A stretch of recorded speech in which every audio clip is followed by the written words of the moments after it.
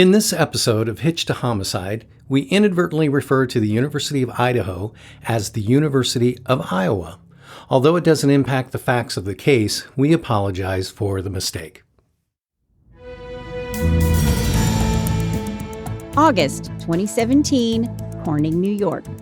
47-year-old Lloyd Neurauter has a plan. He's tired of making child support payments for his 14-year-old daughter, and he's fought a custody battle with his ex-wife for years, and he'd had enough. So he hatched a plan to murder Michele and make it look like a suicide. When it came to fruition, no one believed that Michele would take her own life, and when authorities went digging, they found more information than they ever imagined. He was charming and charismatic, more cult leader than father, and over time, he brainwashed his own daughter Karrie into worshiping him, believing him, and trusting him enough to help carry out his murderous plan. This is the story of Lloyd, Michele, and Karrie Neurauter. Choose mom or dad, life or death.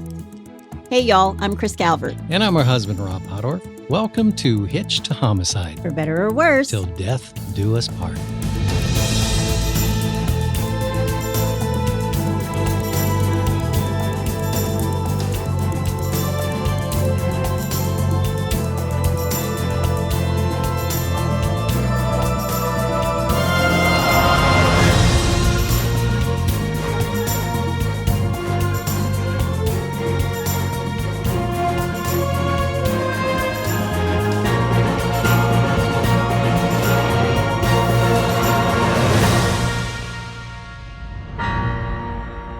Welcome back, everybody. Yes, welcome. Oh, no. And for all of our English-speaking friends, welcome.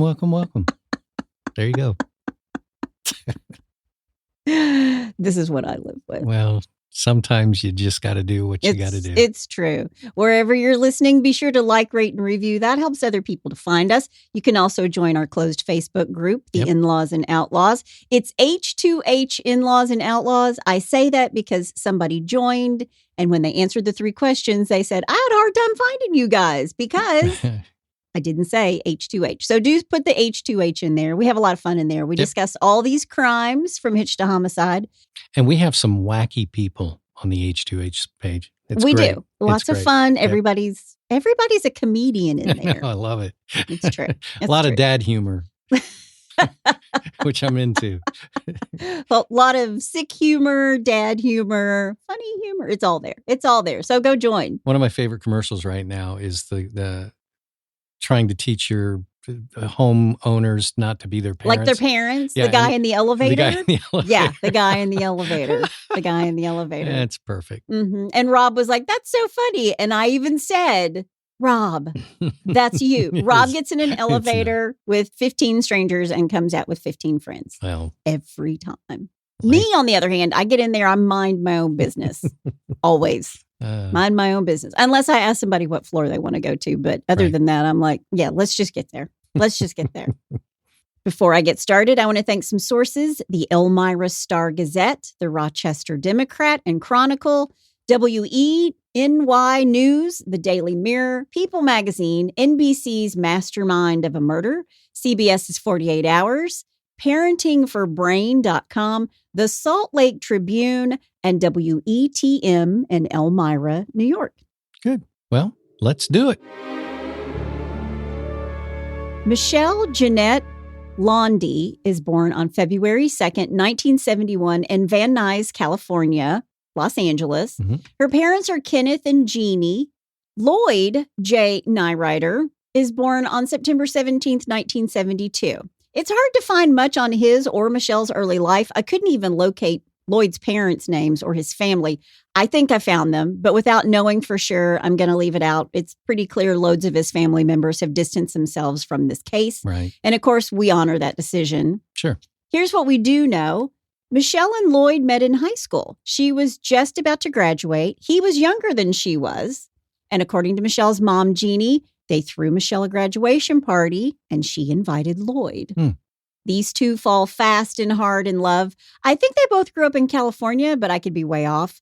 There are other podcasts who've said that they grew up in upstate New York. I'm pretty sure that's not true. Yeah. But Michele was super smart, as was Lloyd. And Michele was known for her great sense of humor and her quick wit. Gotta love a quick wit. And her dad jokes. And I don't think she had dad jokes, but I think she was really funny. Right. But after these two fall in love, they get married December 7th of 1991. Michele is 20 and Lloyd is 19. So they go off to college in 1992 as a married couple to the University of Iowa in Moscow, Iowa. It's the same school where the 4 students were murdered just this past fall of 2022. Madison, Kaylee, Xana, and Ethan. Right. At the University of Iowa, they lived in married housing called Village Park, where apparently nothing worked because that's how I discovered they went to the University of Iowa. There was a newspaper article where they're both quoted as condemning the university because nothing in their apartment was working. It was pretty funny. That's pretty much any university. I mean, yeah. It is the 90s. Nothing worked. Yeah. She majored in English. Lloyd majored in engineering. And again, I said they're both really smart and they both had a bright future ahead of them. In 1995, Lloyd and Michele have their first child, a daughter. And then they added to the family in 1997 a second daughter, Karrie. And it seems as though after graduation, they lived in a couple of different places before moving to Corning, New York. But that's where they went because Lloyd took a job as an engineer. I believe that was 1999. Now, Corning is a small town that sits on the Chemung River in upstate New York in Steuben County. It's the home of Corningware. Oh, wow. And in 2020, it had a population of 10,000 people. Small town. And if you don't know what Corningware is, it's pyroceram or cookware that's resistant to thermal shock. Yeah. And this is the same company that introduced Pyrex to the world. So what state and city, where's Tupperware?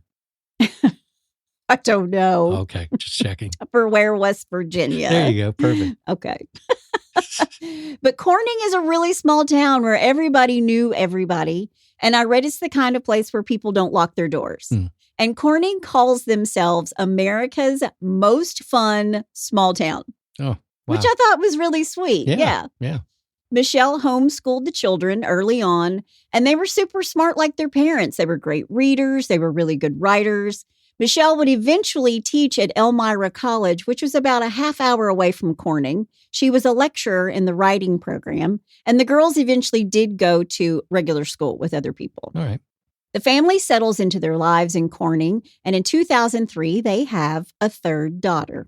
Now, I know the names of these girls, but it seems to me the family has gone to great lengths to protect them, so there's no reason for me to use their names either. Sure. Lloyd is a devoted father. He was always with the girls. He was part of all of their activities. There's an interview with one of Karrie's friends that she took dance class with. By the way, Michele was the VP of the New Heights Dance Theater, so she's really involved too. Okay. But Lloyd would be the one to bring Karrie to dance class, and he would actually do her hair. Yeah. And Lloyd is very charming. He's a dance dad. He is a dance dad. Yeah.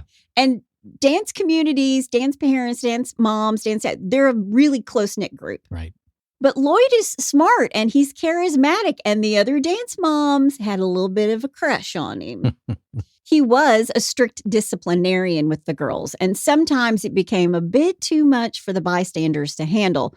One friend of Karrie's, Mina, said that Lloyd would get angry over really small things. Really? And when Karrie did something that he didn't like, he would say, front and center, down on your knees. What? He would humiliate Karrie in front of everyone. Oh, my gosh. And he was even known to slap his young daughter in the face. Wow. This is called coercive parenting. Yeah. Where the parent is an authoritarian, they hit, they scold, they use psychological control to enforce compliance. They're over-controlling, and they assert a higher power over the child. This is different than authoritarian parenting, which most of us do, which enforces compliance through reasoning, negotiation, and is an outcome-oriented approach. Right. So authoritarian parenting is timeout.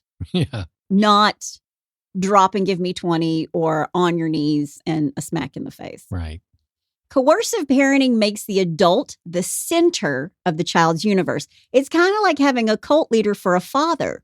And if Lloyd treated his daughters this way, you can only imagine how he treated his wife, Michele. Yeah. Thanksgiving 2007, Michele stops talking to her parents. Lloyd's cutting her off from any outside support system. And Michelle's parents think that Lloyd's threatened her, threatened that he would harm the children or her. Lloyd is also making himself the center of Michelle's world. And if she's cut off from her parents, she has no place to go.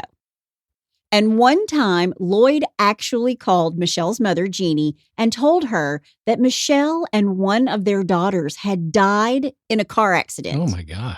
Because he thought Michele was talking to her mom too much. Wow. Seriously? Wow. That's crazy. Wow. That's crazy.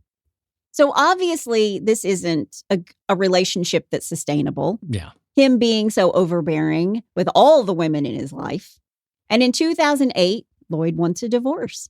He takes a job in New Jersey and he wants a new life away from Michele. Now, the divorce between Michele and Lloyd is going to drag on for years. And when I say years, I mean years. Really? But while the divorce proceedings are happening, Lloyd is rarely in Corning, New York. He's rarely there to see his daughters.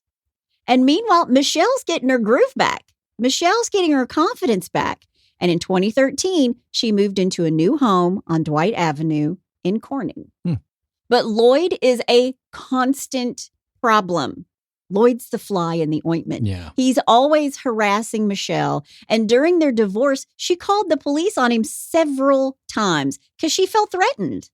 But the divorce that started in 2008 isn't going to be finalized in 2013 when she moves into her new home. It isn't going to be finalized until 2017. Holy cow. Because Lloyd wants sole custody of their youngest daughter.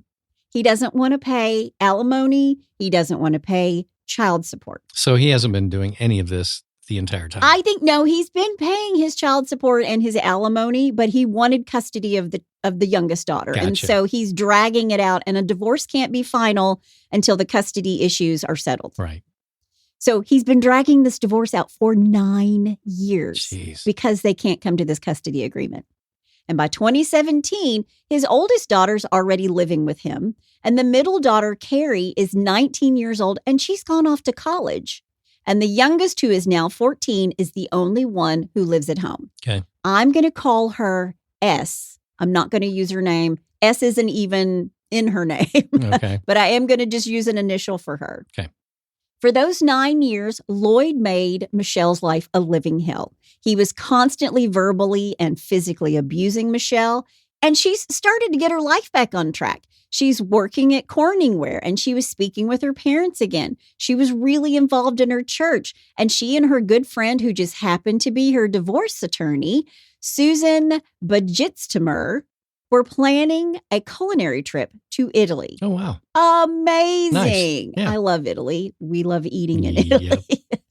Our favorite country. Yeah, it is our favorite country. And my favorite city is Florence. Yeah. Oh, beautiful. Yep. But back to the living hell part.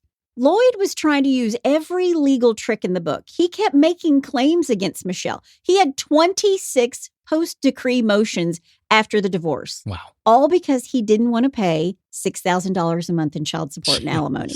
Oh, man. So he wanted custody of S in order not to pay the child support. All right.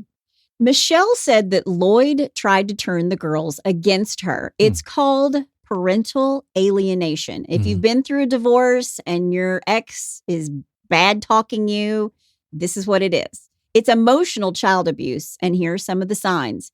General bad mouthing, making the target parent appear dangerous or sick, sharing court cases and child support issues with the child, accusing the targeted parent of not loving the child, defaming the targeted parent in front of authorities, restricting visitation, sharing parental conflict and marriage issues with the child, making negative remarks about the targeted parent's extended or new family, intercepting calls and messages from the target parent, and hiding the child or just flat out moving away. In other words, they're just buttholes. Yeah, and they're using the child as a pawn. Yeah. This person is using the child as a pawn. Sure.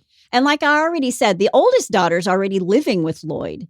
But Karrie has enrolled in Rochester Institute of Technology in Rochester, New York. Her major is computer engineering technology. Wow. And Karrie, who's the middle daughter, and her father have a really special relationship. She was very close to her dad, and she always told her dad how much she did not like her mom. Oh, wow.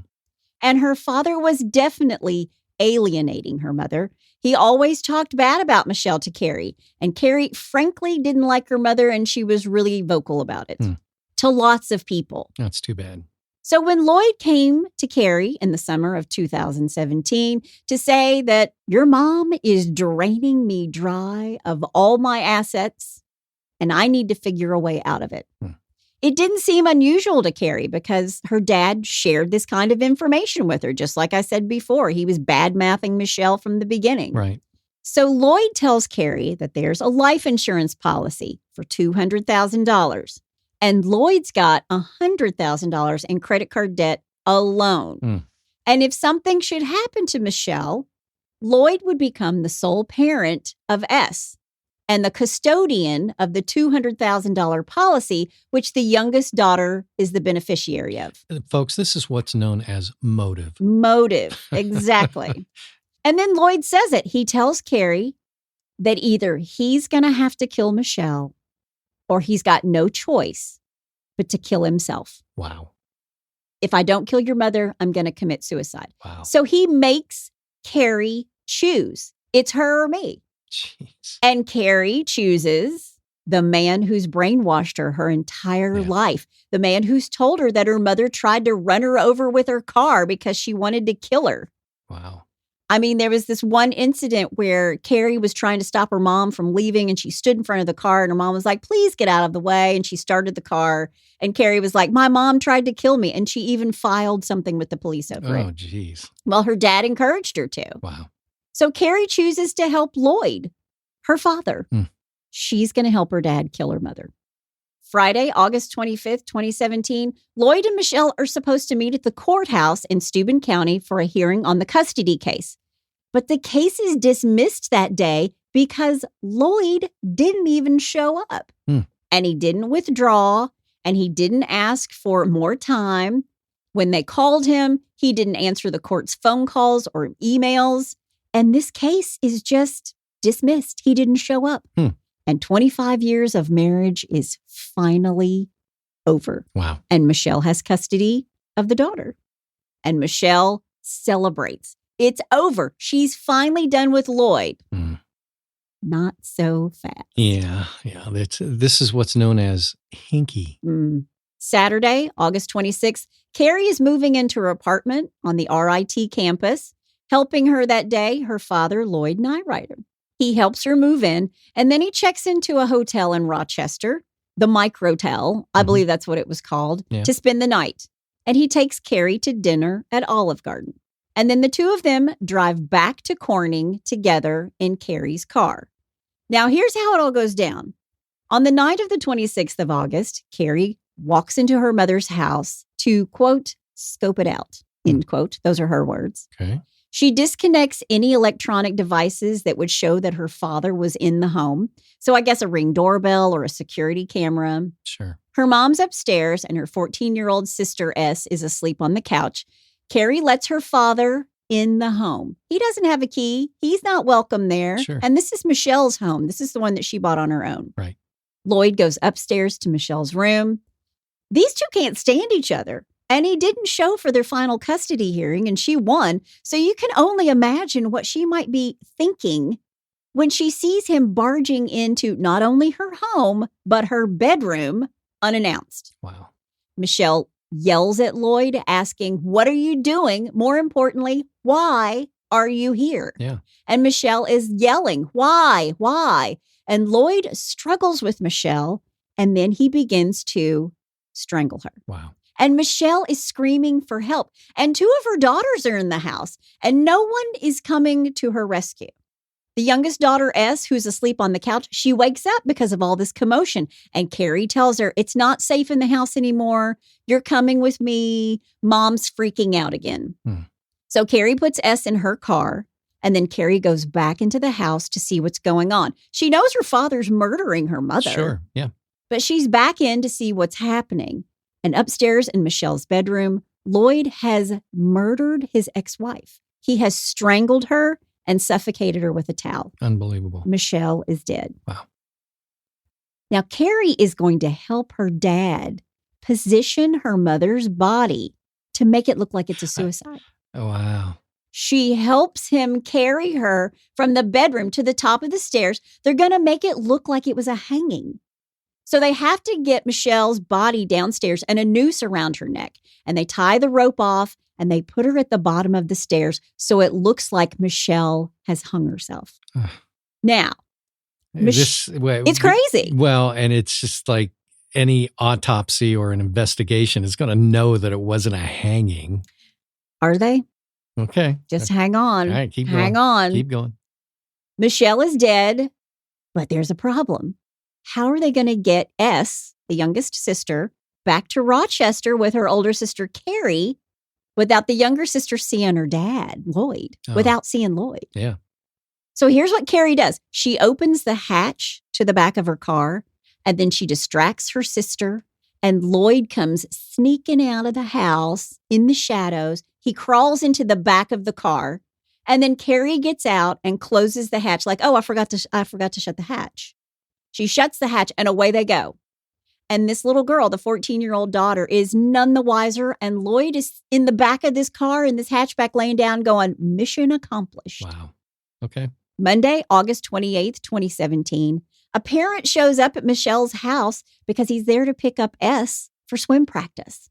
He goes to the door. Nobody's answering. And he looks through the door. She has this front door that has like 3 little windows at the top. And he looks through the door and he can see Michele at the bottom of the stairs. And he's pounding on the door. She's not moving. She's not answering the door. So he calls 911 and says that Michele, the mother, is standing in the stairwell, but she's motionless. And he says, quote, I'm concerned. So first on the scene is Corning police officer John McDivitt. He can see through the window at the door. He can see Michele standing in the stairwell. She's not moving. And he opens the door because the door's unlocked. Right. And he finds Michele. There's a cord around her neck. Her feet are dangling. They're barely touching the ground. There's a rope above her that's tied off to the railing of the stairs above on the second floor. Okay. And Michele has no pulse.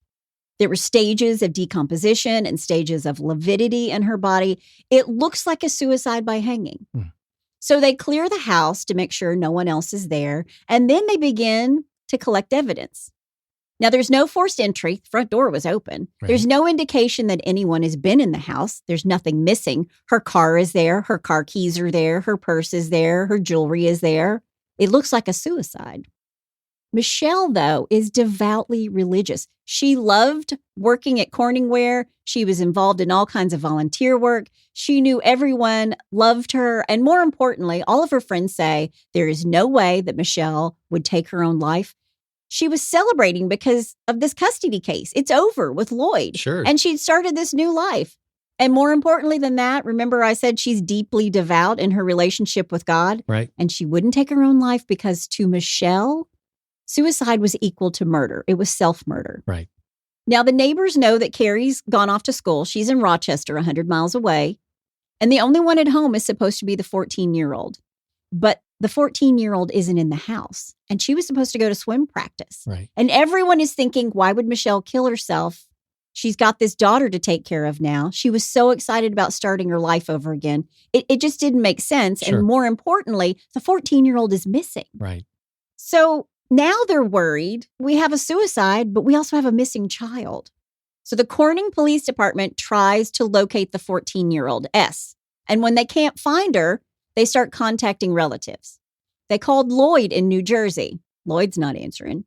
And then authorities get a phone call from 19-year-old Karrie. She's calling the police from her apartment in college at RIT in Rochester. And she basically says that her friends had called her earlier that day to tell her that her mom had hung herself. So Karrie tells the authorities that S is with her in her dorm. She tells the police that she'd been home in Corning the night before. She tells police that on that Saturday night, August 26th, she'd moved into her apartment at RIT. But she decided to go home and sleep in her room one last time, and she tells them that she left RIT, Rochester, at 10:30 p.m. She drives an hour and a half from Rochester back to Corning, and when she walked in, she and her mother had a huge fight. Quote, "When I got there, my mom started freaking out and screaming, and she woke S up, and S was afraid," end quote. Okay. Karrie said that her mother was freaking out and screaming and that it freaked out S. She tells the police that her mother accused her of always taking her father's side. And according to Karrie, she tells her mother this isn't true, and she's only there because she wants to stay in the house one more night before the semester started because she wouldn't get to see her mom or her sister very much. Okay. And according to Karrie, her mother, Michele, thought her daughter was lying and that it wasn't true that she wanted to spend time with her. And she was just screaming and losing her mind. Okay. And it's at this point that Karrie decides that S isn't going to be safe at her mom's house that night. So she tells her little sister, quote, "Let's get in the car. Mom's going crazy," end quote. Karrie tells the police that she drove them both back to her apartment dorm room in Rochester. So everything is kind of making sense at this point. To the police, it's Right. making sense. Okay. And to prove it all, Karrie puts little sister S on the phone with detectives, and they ask her what she remembers about the night. And she tells them that she was asleep on the couch. She heard an argument. It woke her up. And she says, "What's happening? Is mom okay?" Because she could hear her mom screaming. So she Sure. didn't know what her mom was saying, but she heard the screams. Right. Then she remembers Karrie putting her in the car and saying, "You're coming with me. Mom is freaking out again." Karrie also tells police that her parents' marriage was terrible. Crummy was the word that kept coming up. And this was followed by a bitter divorce and a long legal battle over custody.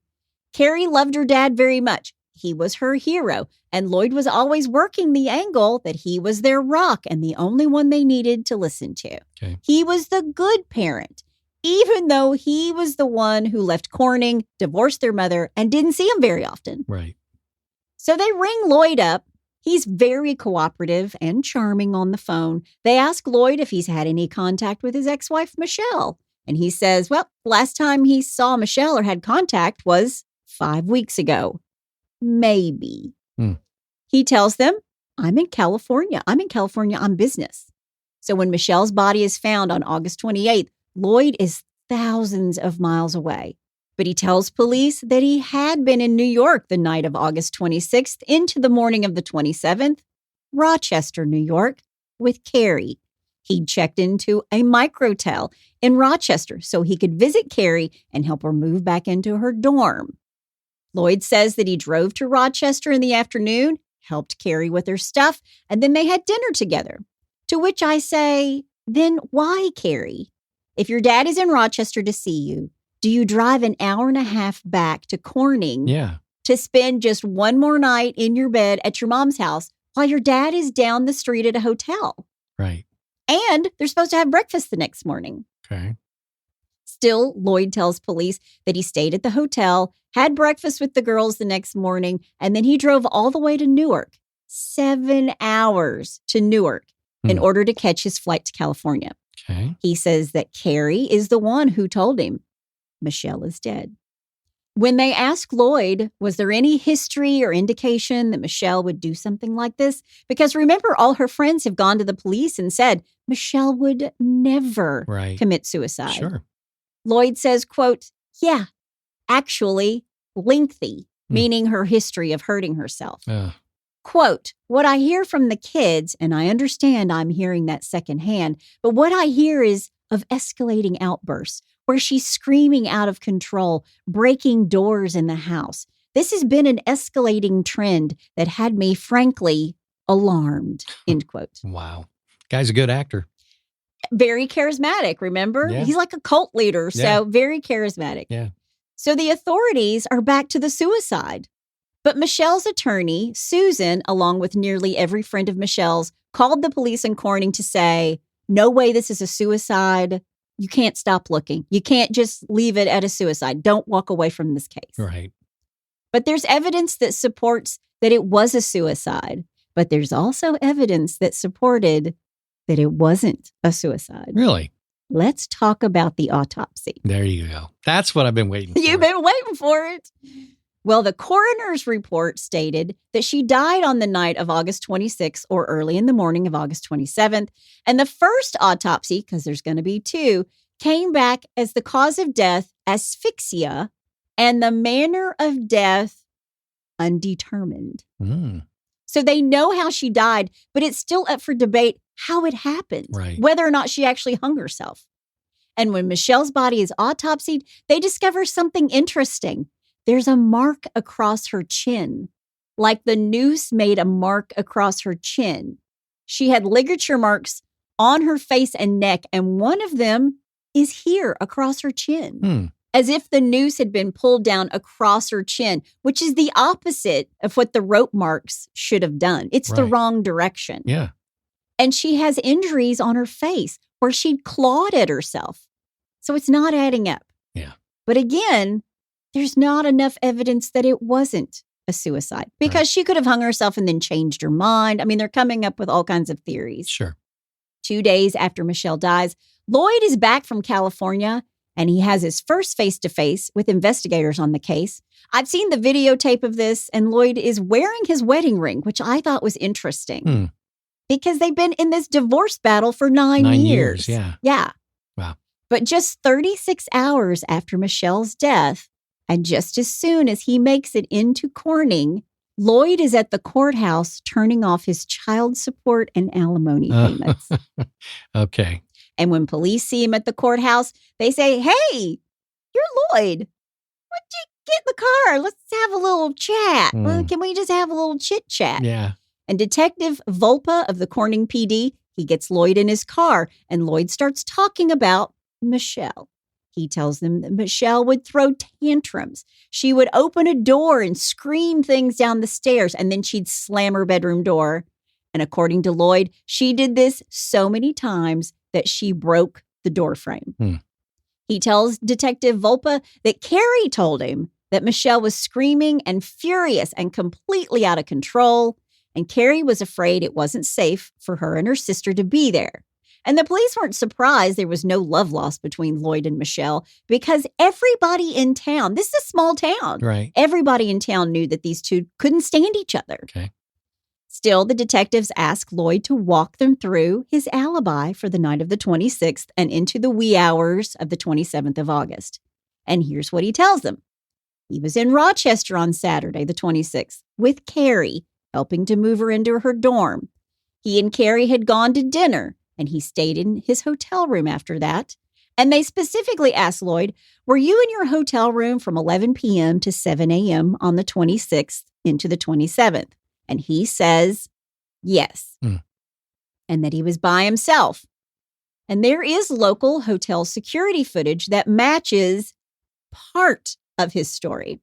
The camera catches him checking in with a bag and going to his room. And then you see Karrie come into his room, and then they both leave, and he gets into the car with Karrie. This is after dinner. Okay. The next morning, Lloyd is caught on camera again at 6:30 a.m. He's walking to his car, and he's wearing the exact same clothes as the night before. He said that Karrie and S met him for breakfast the next morning, and then he drove the 7 hours to Newark to catch a flight to California. And he's got receipts that he was in California, and they looked at the cell phone records, and what they find is that his phone was in the hotel room in Rochester the entire night. Okay. Now, Lloyd has Michelle's body cremated. No surprise there. Sure. And then he tries to put into motion the wheels of collecting on the $200,000 life insurance policy. There it is. Again, the youngest daughter is the beneficiary. But Michelle's friends are keeping the pressure on the police.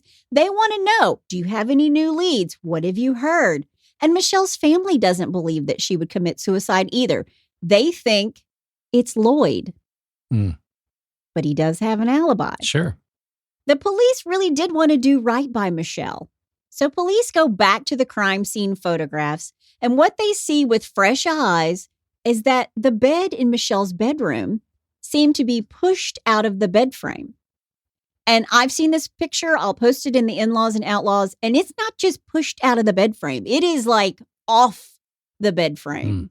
Like a struggle happened. It looks like there was a struggle. And they find a smear of something on the wall that the camera had not picked up. Now, I don't know if it's true or not that they didn't see it and it was just when they caught it on camera. It kind of looks like a smear on the wall to me from the get-go. Right. But they do test this smear on the wall. They go back to the crime scene. They test this smear and it comes back as Michelle's blood. Ooh. And the district attorney, Brooks Baker, knows something went down in that room. Yeah. Blood on the wall and the bed frame is all messed up. This was not a suicide. Yeah. Now, they need to change the cause of death from undetermined to homicide. And what they discover is that the medical examiner that did the autopsy on Michele had never done an autopsy on a hanging or a staged hanging case, which is a homicide. Right. They need to find another coroner who can give them a second opinion on Michelle's cause of death and manner of death. So they get this second opinion. They go to Albany County. They get a brand new medical examiner to take a look at all the notes from the autopsy and the photographs from the autopsy and the pictures of Michele. And he looks at it and immediately says, this is no suicide. Oh, wow. There was damage to Michelle's throat, ligature marks that were consistent with not hanging, but being strangled. She had bruising on her arms and hands, like she put up a fight. And medical examiner number 2 says that Michele is a victim of a homicide. Wow. And in a homicide, authorities are always looking to see who was the last person to see the victim alive. And that was Karrie. Yep. And Lloyd has already said Karrie and her mother did not get along. And Karrie has kind of said that she and her mom didn't get along either. And according to Michelle's closest friends, Karrie was, quote, openly contentious, end quote, of her mother. This doesn't look good for Karrie. It doesn't look good for Karrie. Mm-mm. There's even a story that Karrie had texted her mother something really ugly, and her mother texted her back something kind in return. And Karrie replied in a second text saying, quote, get off the cross, end quote. She was. Or as we say in the South, get off the cross, honey. Somebody needs the wood. But she's saying, stop playing the martyr. Yeah. And Karrie knows her mother has a very deep faith. And being blasphemous like this would hurt her mom's feelings. Sure. And Michelle's friend said that Karrie hated her mother. But this is the kind of influence that Lloyd had over Karrie. Sure. And Karrie is supposedly the last person to see her mother alive.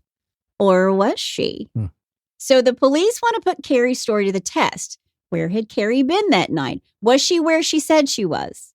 Was she with her father? Had he helped her move into her apartment? And was her phone out to dinner with her? And then in Corning when she went to see her mom? Also, if she hated her mother so much, why would she drive back 100 miles so late at night, right after she's moved into her new place? Right. And she's gone off to school. I mean, usually when you head off to school, you don't want to turn around that same day and go home. Exactly. But Karrie's cell records show that she met her dad at the hotel at 7 p.m. that night. And at 7:30 p.m., she and her father went to get dinner at the Olive Garden. At 8:49 p.m., Karrie and her dad go back to the hotel. At 10:01, Karrie starts driving to Corning.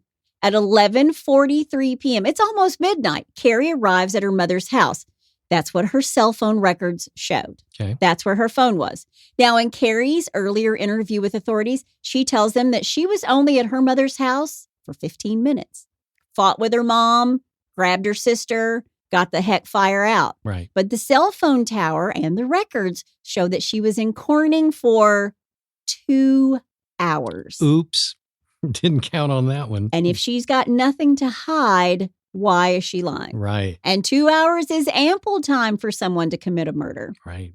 And Lloyd has said, hey, I'm in California, and that checks out. So police are thinking, did Karrie kill her mother? Yeah. Yeah.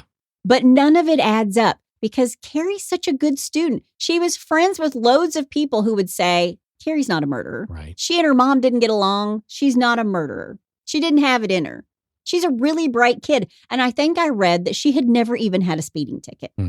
But the detectives are thinking there's no way that Karrie could have wrestled her mother or overpowered her mother in the first place. And 14-year-old S hears yelling and screaming while Karrie is downstairs with her. Right. So the police are thinking, who the hell is upstairs with Michele? Right. It's got to be Lloyd. Yeah. But is he in California? Did he hire a hitman? Well, they look into Lloyd a little bit more. He's $100,000 in debt and was living way beyond his means. He's upside down because of child support. And now they discover, oh, there's a $200,000 life insurance policy. And if S gets the payout, Lloyd is in charge of that money. So now we have motive. Yeah. But how did he do it?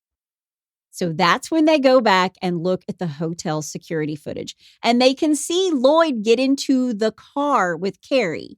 And he's not on security cameras going back into his room that night when Karrie takes off for Corning. And when he's picked up again, he's wearing the same clothes the next morning at 6:30. So he's left his phone in the room. Okay. So they do a little digging on his phone records. And in the time that he is there, he's getting ready to leave for California. He's getting ready to take a trip. He's got a job interview. You would think he'd make a couple phone calls. He'd look to see if his flight was on time. Right. Any of those things. Yeah. There are no phone calls, no texts, not one bit of activity on that phone. He did not touch his phone. Right. So his phone's in Rochester, but Lloyd is not. And now police think that Karrie, who adored her father, who would do anything for her dad, she's covering for him. Sure. So they decide to tap Karrie and Lloyd's phones. There we go. This is when it gets interesting. Bring it on. Fall 2017, 2 months after Michele's death, the authorities get wiretaps. It's mid-November, and the authorities do what is known as tickling the wire. What is that? So after they start listening in on Lloyd and Karrie, Investor Volpe, the same guy who interviewed Lloyd in the car, he calls Karrie on her cell phone and says, "Hey, Karrie, we have some more questions for you regarding your mom's death. Can you come into Corning so we can chat with you?" And as soon as Karrie hangs up, she calls Lloyd, Daddy. calls her dad. Yep. And Karrie says, quote, "I don't know what to do. I don't know what to do. I don't know what to do." She says it 3 times. And Lloyd replies, quote, "Yeah, I really don't want you to go through the stress of a face-to-face meeting because you've already signed statements and so forth." And Karrie says, quote, "Yeah, like what if I forgot something?" Oh, wow. And Lloyd says to her, "Can you call him Monday and say, 'Look, I'm sorry, I didn't come back into town. It got too late. And I had a counseling appointment back in New Jersey.'" And Karrie says, "Yeah, I guess." To which Lloyd replies, quote, "And tell them this has been really hard on me." And Karrie says, "Yeah, I feel like it could be fine. I don't know. Or it could be not fine. And I could go to jail or something." Jeez. And Lloyd laughs and asks his daughter, quote, "Could you cry?" End quote. Wow. And Karrie tells him, quote, "I might." Wow.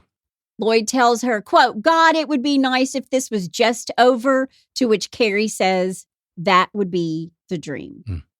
Well, if it was anything more serious, I guess he'd have people coming after me anyways, right? And Lloyd laughs and says, quote, "Yeah, he wouldn't ask you to come walking in his front door. He'd say, 'I have a warrant.'"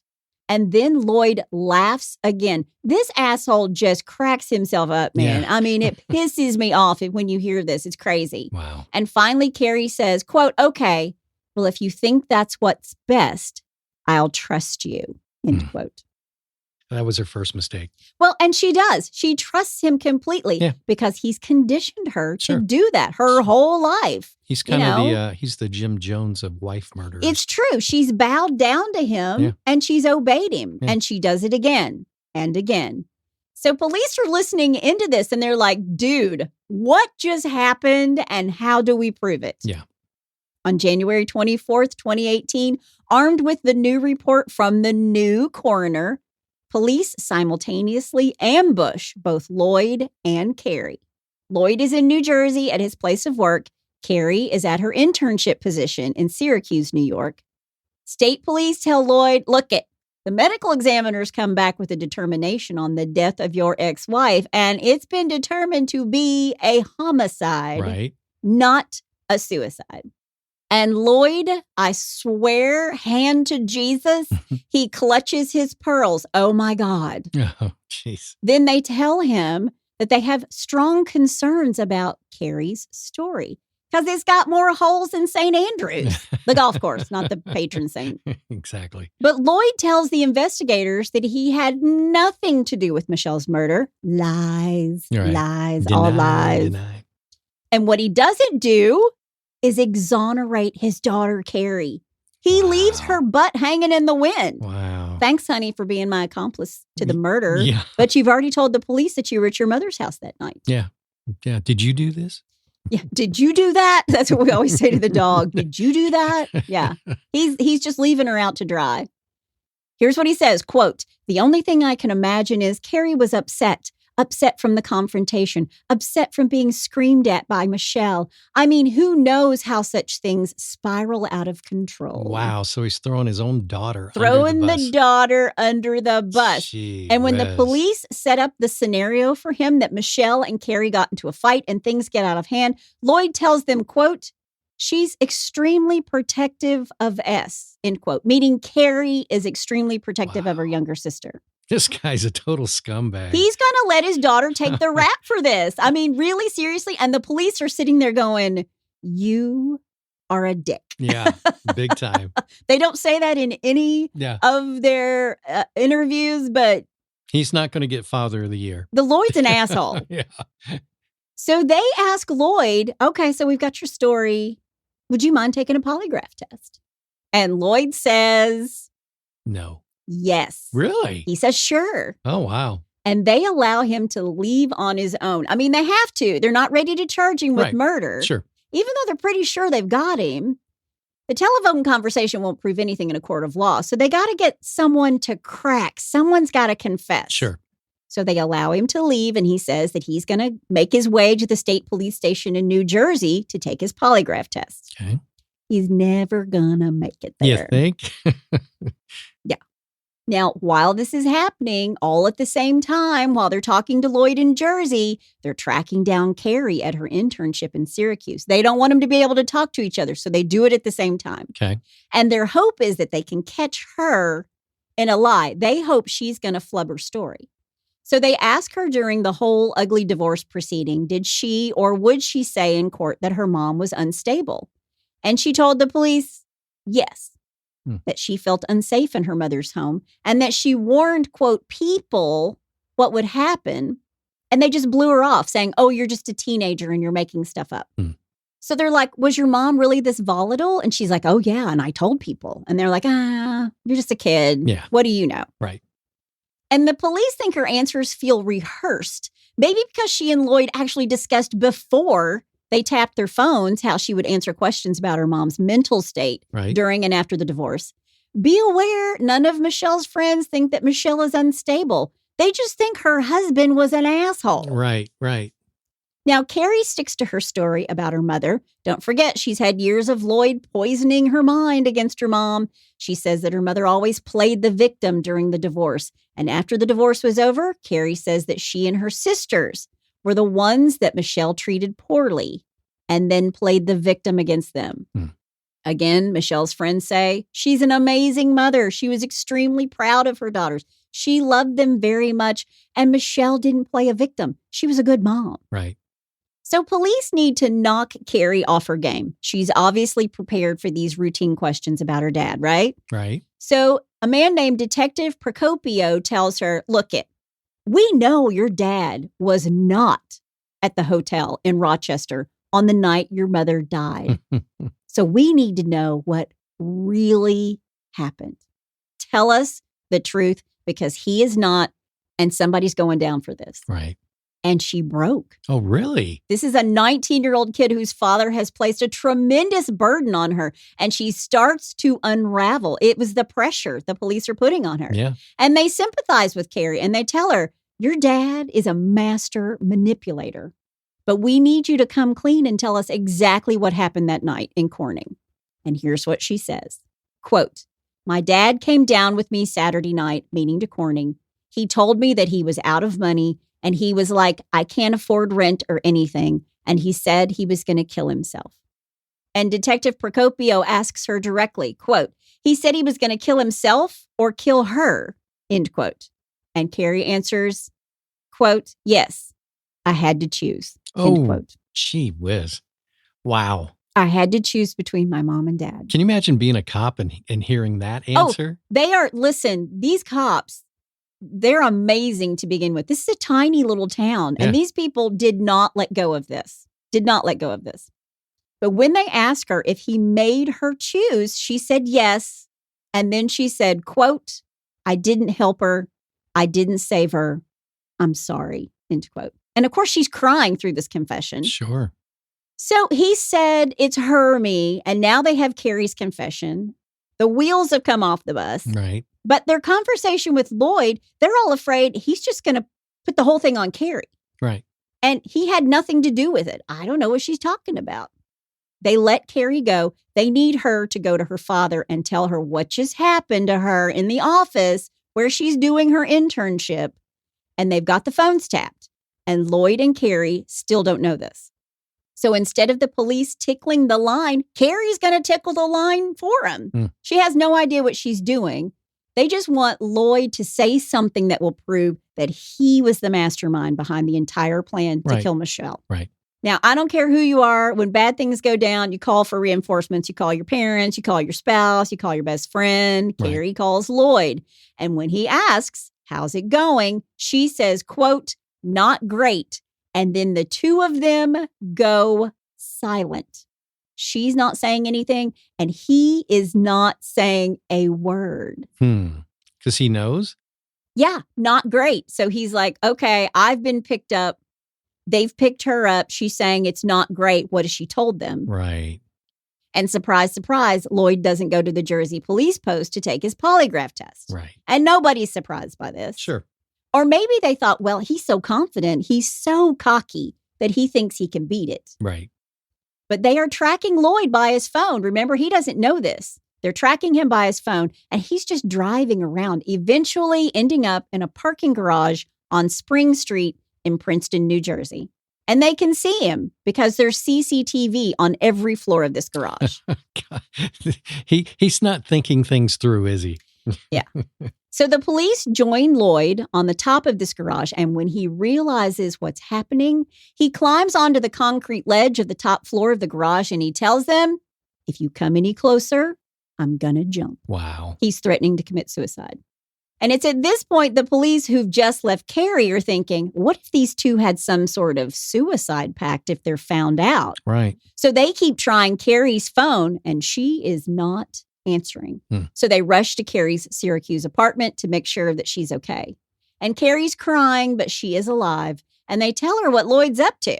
Your dad's on the top of this parking garage, and he's threatening to jump. And when they find Karrie alive, this time they cuff her and take her into custody. But Lloyd is still in his standoff, and he keeps looking around and over the ledge. He's trying to negotiate with the state police, who are just trying to keep him alive. And one of the state police officers who used to play football is there. And when Lloyd turns his head and shoulders for just a split second, this ex-football player tackles Lloyd to the ground like a flying Monday Night Football tackle. Nice. They cuff him. They take him into custody. On January 24th, 2018, Lloyd and Karrie are charged with Michele's murder. Lloyd is indicted on 7 felony counts. Wow. First-degree murder, second-degree attempted murder, first-degree burglary, because he didn't have permission to be in the house, Sure. first-degree custodial interference, tampering with physical evidence, second-degree conspiracy, and second-degree criminal solicitation. Wow. That's a lot. That's a laundry list. He was also charged with endangering the welfare of a child and offering a false statement for filing. Wow. He's a liar. Yep. Karrie is indicted on 4 counts of second-degree murder, first-degree custodial interference, tampering with physical evidence, and second-degree conspiracy. These are all felonies. She could face up to 25 years to life. I'm surprised they didn't slap kidnapping in there because she took ass. She took the sister. Yeah. I don't know. They didn't. Maybe that is custodial interference. No. Okay. First-degree custodial interference. That makes sense. But she can face 25 years to life for her partner mom's murder. Wow. And it's at this point that the case takes an interesting turn. Lloyd's sister comes in from California, and apparently at Lloyd's urging, she tells Karrie that her attorney fees will be paid if she refuses to testify against her father. The sister said that wasn't the case at all. This is a big mix-up. I'm just here to offer money to help. No strings attached. Yeah, sure. But his sister Wendy was charged and spent some time in jail for it. And Lloyd admitted to asking his sister to help him convince Karrie to change her testimony against him. Wow. Now, they let Karrie sit in jail for 2 weeks to think about some stuff. Yeah. And it's then that Karrie agrees to a plea deal. She will testify against her dad, and all she has to do is tell the police exactly what she knows, exactly how it went down on the night of August 26, 2017. Sure. She explains how she helped her dad. She distracted S, how she happened on the scene after Michele was already dead, and how she helped him stage the body to be a hanging. And she demonstrates how her father was holding up her mother. Now, Lloyd had Michele cremated right after her autopsy was over, but they still had Michelle's clothes. And they searched the shirt she was wearing that night for touch DNA, and they find Lloyd's DNA. There you go. And remember, Lloyd was on his way to California when Michelle's body's being found. And according to him, he was never there that night. But DNA doesn't lie. Right. And where the DNA is found on the shirt matches exactly to Karrie's story about how her dad was holding her mother. Wow. And it's only then, when Lloyd is faced with the DNA evidence, that he changes his plea from not guilty to guilty. Guilty. 2 weeks before the trial was set to begin. Wow.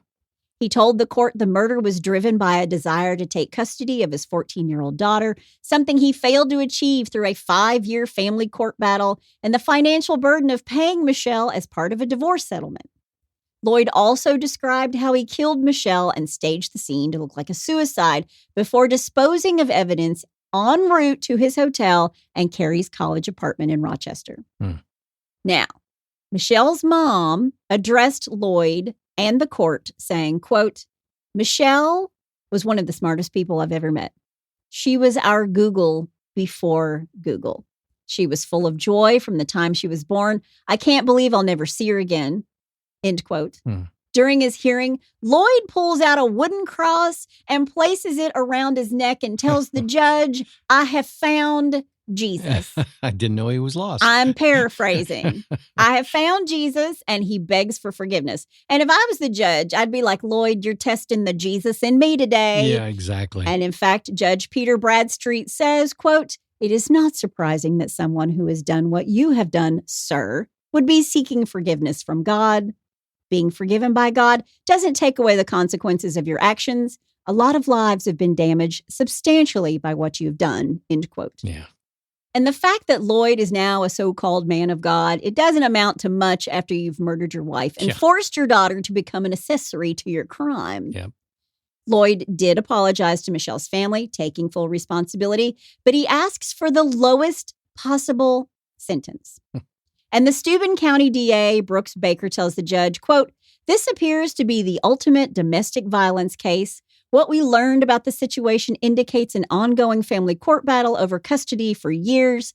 There was a family history before that which culminated in tragedy. What is clear from the evidence is this was not a crime of passion.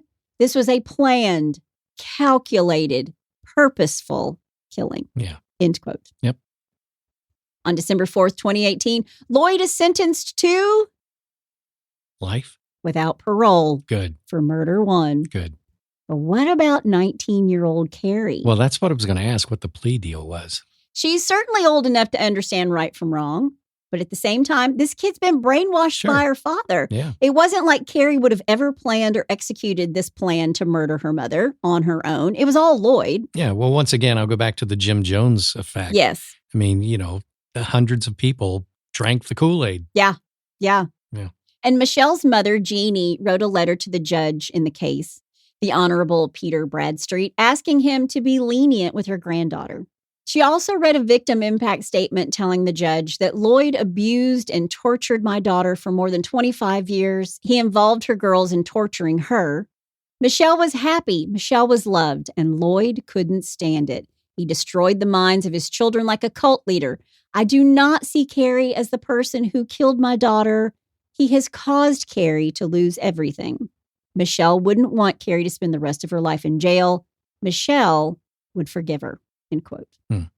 But Karrie is responsible to a point, especially in the eyes of the law. Right. So 3 days after her father is sentenced to life on December 7th, 2018, Karrie is sentenced to, what do you think?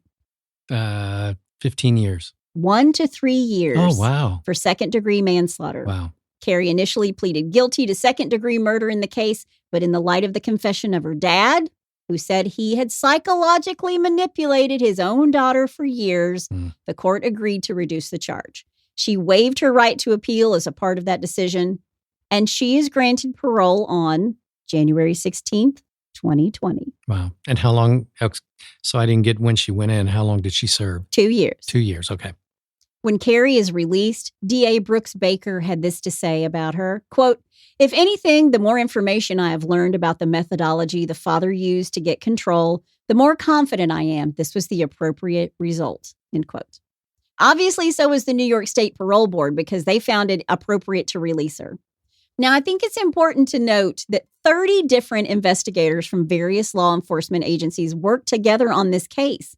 And according to Brooks Baker, the Steuben County DA, it was the first case in their county where a child was involved in a homicide, and he hopes it's his last.